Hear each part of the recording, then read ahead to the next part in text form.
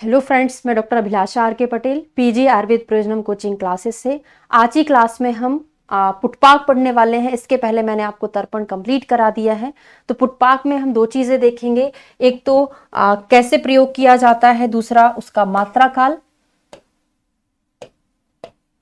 और किस टाइप में कितनी वाक मात्रा तक प्रयोग किया जाएगा, और बाकी का जो डिटेल है किस में कौन से द्रव्यों का यूज किया जाता है वो आप क्लासेस में पढ़ सकते हैं।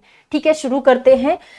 सबसे पहले आचार्य सुश्रुत ने बोला कि जो पुटपाक होता है उसको हमको प्रयोग करना है नेत्र में, तो कहां से करें। तो सुश्रुत जी ने बोला है कनीनक प्रदेश। देखिए, आंखों में दो प्रदेश होते हैं नेत्र में, एक होता है कनीनक, एक होता है अपांग। अपांग के पास में जो रहेगा वो अपांग रहेगा। तो आचार्य सुश्रुत ने बोला है कि पुटपाक को कनीनक प्रदेश से करें, यहां से शुरुआत करें डालने के लिए। ठीक है ना, तो कनीनक प्रदेश से बोला है। और शारंगधर जी ने क्या बोला है, डायरेक्टली दृष्टि मध्य में डालना चाहिए। जो आप पुटपाक में स्वरस यूज कर रहे हैं, सुश्रुत ने बोला कनीनक प्रदेश से करना है, और शारंगधर जी थोड़े से निडर थे तो उन्होंने बोला कि दृष्टि पे डाल दो, कोई साइड इफेक्ट नहीं होगा। इस तरीके से आप याद रख सकते हैं।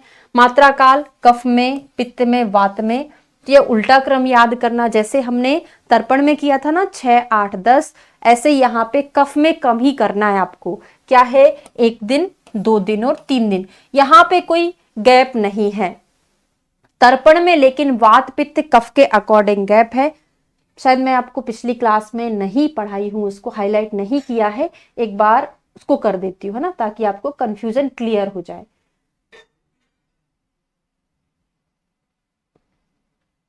शायद यहाँ नहीं लिखा है, जब कभी हाँ लिखा है। क्या बोला है, 1 दिन, 3 दिन और 5 दिन।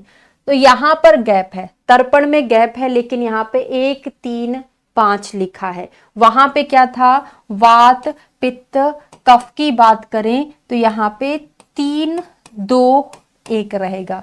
अब ऐसा कफ से शुरुआत मत करना, इसलिए मैंने आपको वात पित्त कफ इस तरीके से तर्पण में लिखाया था, क्योंकि फिर हमको कंफ्यूजन होता है कि कफ पित्त वात था कि वात पित्त कफ था। तो पुटपाक में क्या है, वात से शुरू करो, कम करते जाओ, 3, 2, 1।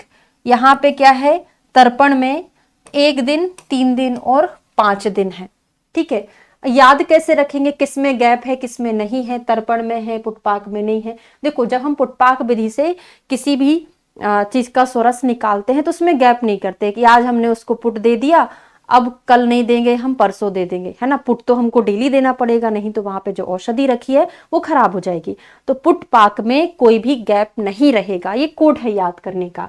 ठीक है, तो यहाँ पे वात पित्त कब से याद करिएगा, मैंने हमेशा बोला एक ही क्रम, क्योंकि एग्जाम में आपको डर लगा रहता है तो आप चीजें भूल जाते हैं, है ना। तो 3, 2, 1 करके याद करेंगे। बहुत आसान सी ट्रिक है।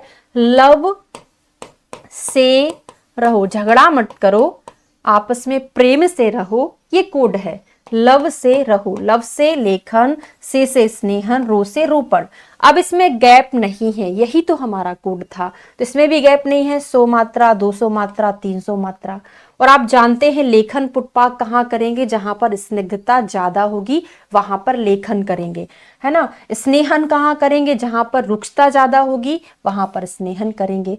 और रोपण कहाँ करेंगे, जहां पे हमको स्पेशली संधान का काम करना पड़ता है, तो दृष्टि को बलार्थे और वात पित्त रक्तजन्य व्याधियां, ओनली कफ को छोड़कर बाकी सभी जगह रोपण पुटपाक का प्रयोग किया जाता है। तो इस तरीके से हमारा पुटपाक कंप्लीट हो गया है। बाकी एक क्लासेस में आपको पढ़ाया जाता है डिटेल में। डेमो लेने के लिए आप पीजी आयुर्वेद प्रयोजनम ऐप को डाउनलोड कर सकते हैं, प्ले स्टोर पर जाकर वहां पे आप डेमो ले सकते हैं। Thank you so much.